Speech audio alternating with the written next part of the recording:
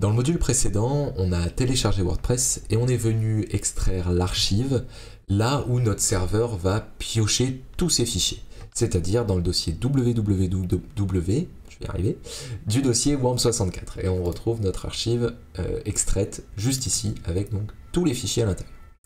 Ce qui va nous rester à faire maintenant pour faire fonctionner WordPress, c'est d'aller créer une base de données.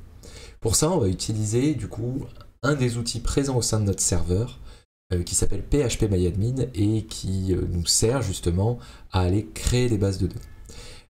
Pour ça, le premier truc à faire, c'est de regarder si WAMP fonctionne déjà. Et dans mon cas, je ne vois pas l'icône liée à WAMP dans la barre des tâches que vous voyez derrière ma tête et que vous devriez du coup pas très bien voir. Je vous demande une toute petite seconde temps de régler ça.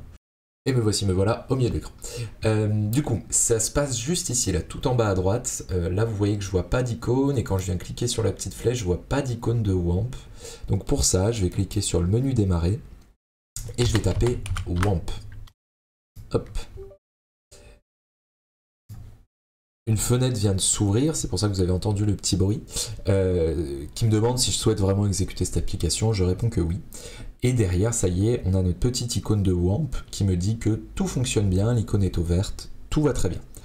À partir de là, je vais pouvoir cliquer sur cette icône et aller chercher l'outil PHPMyAdmin et cliquer juste ici, qui est donc l'outil qui va nous permettre de créer notre base de données. Vous allez être face à cette petite page de connexion à PHPMyAdmin et sur Windows, vous allez tout simplement écrire root en nom d'utilisateur, R-O-O-T, et laisser le mot de passe vide. Et on va exécuter ça. Je vais ensuite cliquer sur Nouvelle base de données, que je vais appeler WordPress, dans le champ juste ici. Et je vais choisir dans ce menu déroulant UTF-8 MB4 Général CI. Ici dans UTF-8 MB4 et Général CI. Et je vais cliquer sur Créer. Maintenant, ma base de données est créée et j'ai tous les fichiers nécessaires à WordPress qui sont disponibles ici. Tout va bien, je vais pouvoir passer à la suite.